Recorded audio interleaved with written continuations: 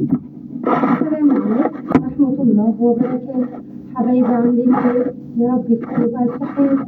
هنصلي على الحبيب عليه أفضل الصلاة والسلام. وهنعمل ايه بقى؟ هنعمل إن شاء الله فطير صغير، اللي هو الفطير الميني الصغير. أحلى فطير إن شاء الله تعمليه لأولادك بالطريقة اللي احنا هنعملها دي. حاجة بسم الله ما شاء الله، بدون تكلفة ولا أي حاجة. شوفي الولاد بقى لما بيروحوا يشتروا الفطيرة الصغيرة دي، وبتبقى ناشفة وعبارة عن مش فطيرة، دي ورقة خفيفة جدا، وتلاقيها مهما العيل ياكل ما بيشبعش، وبتبقي مش ضامنة نظافتها وسعرها غالي. فاحنا هنعمل ايه بقى؟ هنعمل يا ولاد الأصول أحلى فطير ميني إن شاء الله مع بنت الأصول. إن شاء الله الطريقة تعجبك بإذن الله، ولا تلاقيها بقى ايه تعبتك ولا خدت منك وقت ولا مجهود ولا أي حاجة ولا تكلفة ولا الكلام ده. هنا أنا معايا ايه؟ معايا حوالي كده كيلو وربع كيلو، يعني دول ده كان كيلو أنا أخدت منه شوية، ايه برضو نص كيلو أخدت منه شوية، يعني مش مكملين كيلو ونص. انت هتعملي بكيلو، هتعملي بنص كيلو، هتعملي باتنين كيلو، باكتر باقل، دي ايه حاجه على قد ايدك هتعملي. اللي على قد ايدك اعملي ايه؟ اعملي بيه، واللي عندك اعملي بيه. مفيش حاجه يقول لا ده قليل، لا مش هينفع وانا هعمل على نص كيلو كتير، لا اعملي. حتى لو فطيرتين هتفرحي ولادك، واحسن 100 مره من حاجه بره. طبعا انت عارفه النظافه، ومنك هتوفري ومنك هتبقي ضامنه ايه النظافه بتاعتك. فانا هنا معايا حوالي كيلو وربع دقيق. تمام؟ انت زي ما قلت لك تعملي بكتير باقل براحتك. وهنا معايا حوالي ايه معلقتين كبار زيت، وهنا معايا حوالي معلقتين سمنه. تحطي سمنه هولندي، تحطي سمنه بلدي، سمنه اي اللي عندك اعملي بيه، زبده الموجود. وهنا عندي 3 معالق كبار سكر، وهنا نبعة ملح، حوالي ربع معلقة من فانيليا. عايزة تحط واحدة حط، لكن أنا بحب الفانيليا في كده، بتبقى مفحفحة في الفطير بسم الله ما شاء الله، بيبقى حاجة زي الفل. ودي مية من الحنفية، مية عادية. طبعا أنا مش هقدر أحدد لك المية، هقول لك بقى لأ حطي كوبايتين، حطي لتر، حطي نص. دي حاجة طبعا الدقيق كله مش زي بعضه، فأنا هنحط المية مع بعض، والنعاس تاني هنحط له على ايه؟ على حسب ايدينا نعجنه ونشوف محتاج ميه ولا لا. لكن ما تكتريش في الفطير الميه، ان الميه كترت في الفطير اعرفي ان خلاص الفطير. طيب ومعايا هنا ايه الطبق الجميل اللي هنعمل فيه ده. نسمي كده الله ونفضي فيه. ده دقيق سايب عادي جدا، الكيلو ب20 جنيه. احنا بس كل اللي بيبقى هاممنا ان احنا نعمل الوصفات بتاعتنا اقتصادية، ده اهم نقطة. في نفس الوقت بتبقى حاجة ما شاء الله جميلة، يعني بتبقى حاجة اقتصادية طعمها حلو ما شاء الله، مش واخدة مننا وقت ولا واخدة مننا مجهود ولا اي حاجة بالكلام ده.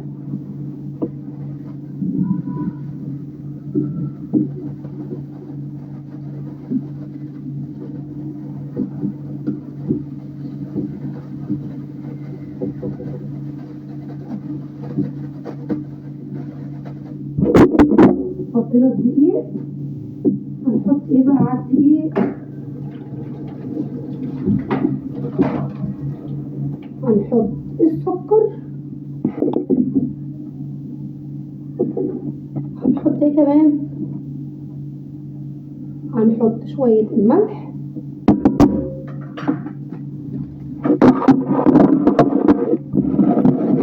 نحط شوية الزيت،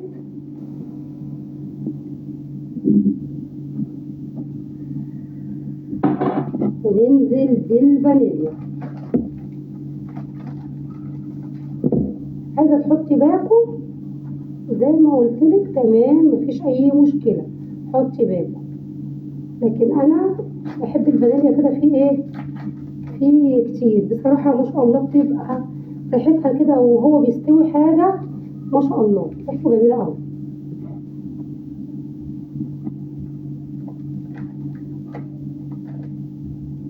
خلاص كده فضينا ايه الفانيليا والسكر ونرعة الملح والزيت. هننزل بقى كده بسم الله بالميه، ومش هنكتر علشان ما نعرفش الدقيق ده هل هياخد مننا ميه كتير ولا لا.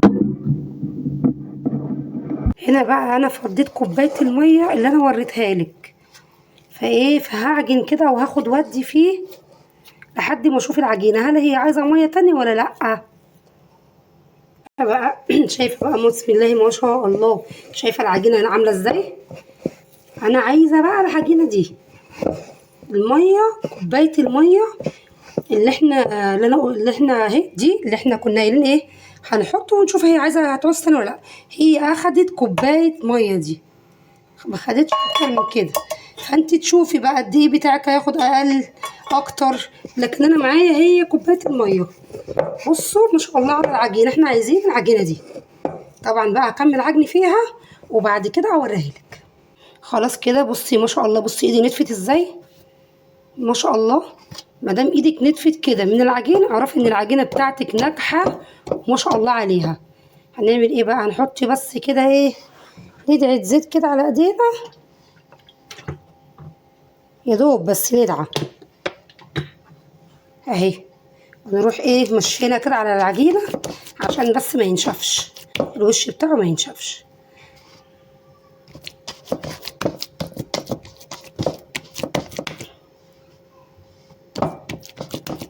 بس نروح بقى موطينها بورق استرتش او اي غطا او ان شاء الله كيس تقطعيه وتروحي مغطيها عشان بس ما تنشفش، ترتاح كده شويه حوالي مثلا ربع ساعه ولا حاجه، وبعد كده بقى نشوف هنعمل ايه.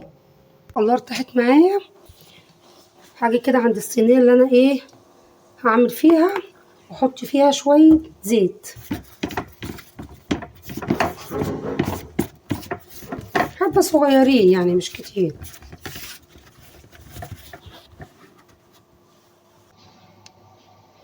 هاجي بقى واخده بقى كور كده صغنونه بسم الله، بص صغيره خالص علشان انا هعمل فطيره صغيره. بصي بسم الله ما شاء الله العجينه عامله ازاي، بسم الله ما شاء الله. عشان كده بقولك اوعي الميه تكتر معاكي.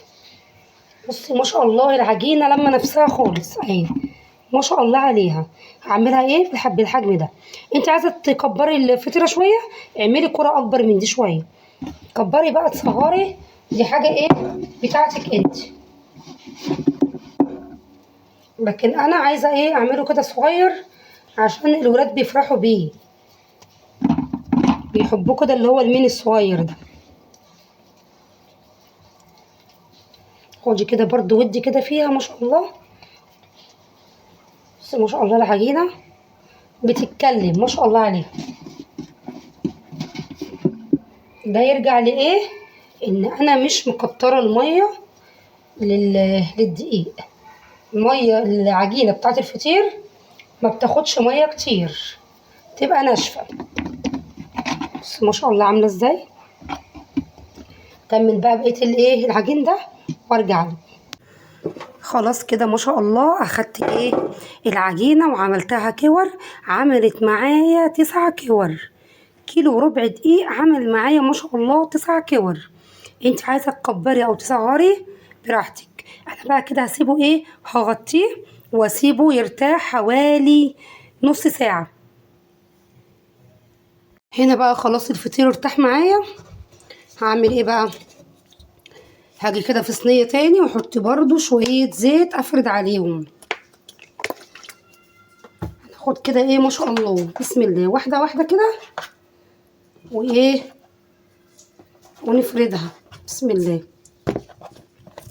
هناخد كده واحده واحده بقى نفردها كده مع بعض.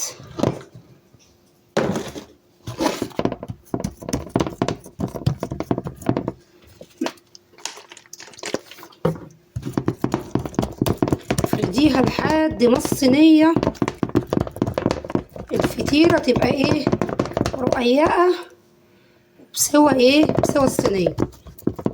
ناخد برضو كده لحسه كده سمنه صغننه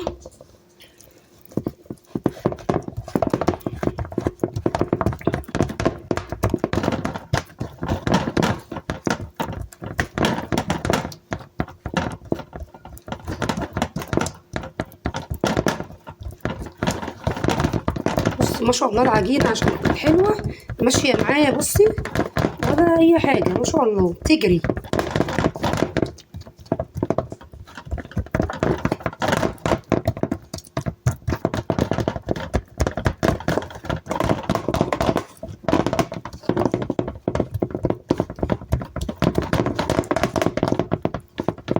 هنجيب بس كده الصاج اللي احنا هنحط فيه، هنحط فيه ندعه زيت.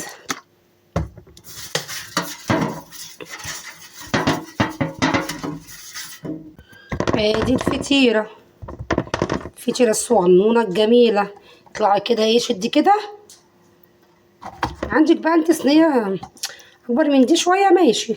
طب هي بقى اتخرمت مني واتقطعت ولا اي حاجه، ولا يهمك اي حاجه، كل ده هيتدارى. ارفعي كده بس كده ايه، فتحي كده الفطيره عشان تبقى ايه مورقه معاكي وجميله.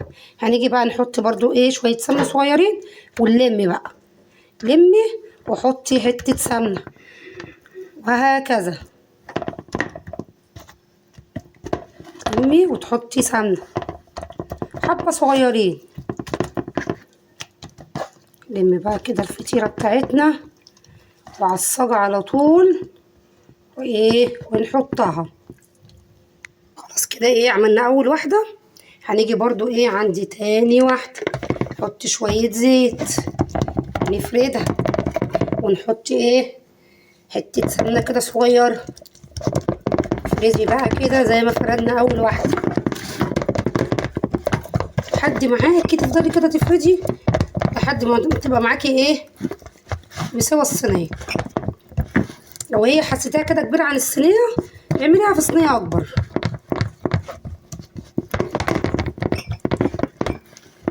شفتي ولا اي حاجه، ولا خدت مني زيت ولا سمنه كتير ولا الكلام ده. دي ممكن تكون صغيره شويه عن اللي انا عملتها دلوقتي. شدي بقى،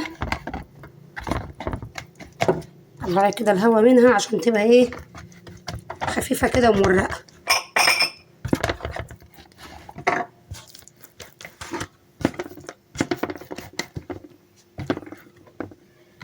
تيجي بقى ايه برضو تقفلي بقى كده، تحطي ندعه سمنه، تقفلي كده، كل ما تقفلي حته تحطي سمنه.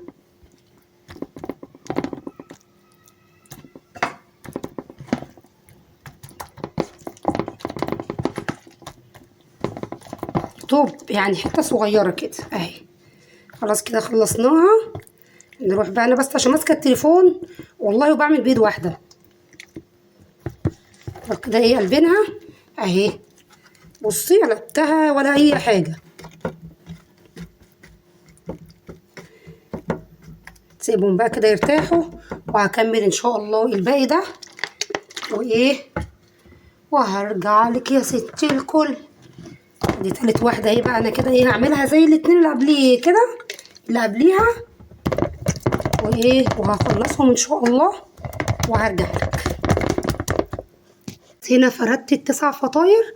بصوا زي ما انتوا شايفين كده. هسيبه برضو ايه بعد ما فردته بالزيت والسمنه، هسيبه حوالي نص ساعه كمان او تلت ساعه. هسيبه تاني يرتاح، بس لازم اغطيه. فانا هغطيه واسيبه حوالي من تلت ساعه لنص ساعه، لان كل ما يرتاح تلاقي النتيجه بتاعته افضل. نسيبه كده يرتاح كده. ايه الفطير بقى ما شاء الله ارتاح معايا، فانا هفرده بقى كده شويه علشان ادخله الفرن بقى. خلاص كده ايه يعني ارتاح باللي فيه الكفايه. تفرجي بقى كده، بس ما ترقيش الفطيره قوي لان احنا عاملينه صغير. احنا عايزين ايه الفطيره كده تبقى كده ايه مليانه كده، مش رقيقه، عشان ما تنشفش معاكي في الفرن.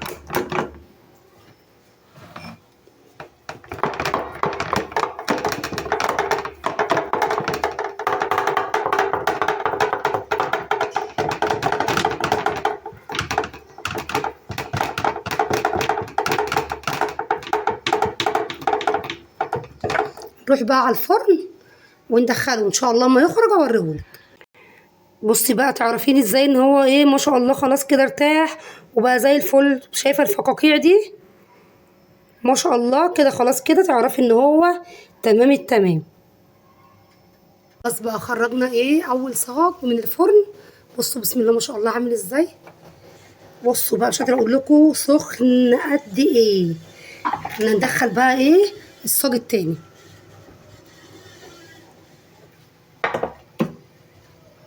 بصوا ما شاء الله جميل ازاي. بصوا مورق، سامعين؟ شايفين القرمشه مورق بقى كده ومقرمش حاجه. بسم الله ما شاء الله على جماله بجد. هنا بقى ايه الولاد قالوا لي لا، اللي قال لي هاكل جبنه قديمه على طحينه واللي قال لي هاكل بعسل على طحينه. حاجه بسم الله ما شاء الله. شايفين الكيلو دقيق عامل ازاي؟ بصوا التوريقه، بصوا بجد حاجه ما شاء الله جميله جدا. جربيه ان شاء الله هيعجبك. كيلو دقيق، كيلو ونص، 2 كيلو. ده بص زي ما انا قلت لك دول كيلو وربع. بص ما شاء الله كيلو وربع دقيق عمل معايا كام واحده؟ عمل معايا 9 فطاير. بسم الله ما شاء الله عليه بجد. جربي الوصفه وان شاء الله باذن الله. وصفه الفطير دي وطريقه الفطير دي بجد سهله، مش تاخد منك وقت ولا مجهود ولا تكليف ولا اي حاجه. جربيه وان شاء الله يعجبك. لو عجبك بقى الفيديو تعملي لايك وتعملي اشتراك علشان تنوريني. مع الف سلامه وان شاء الله اشوفك في فيديو جديد. مع الف سلامه.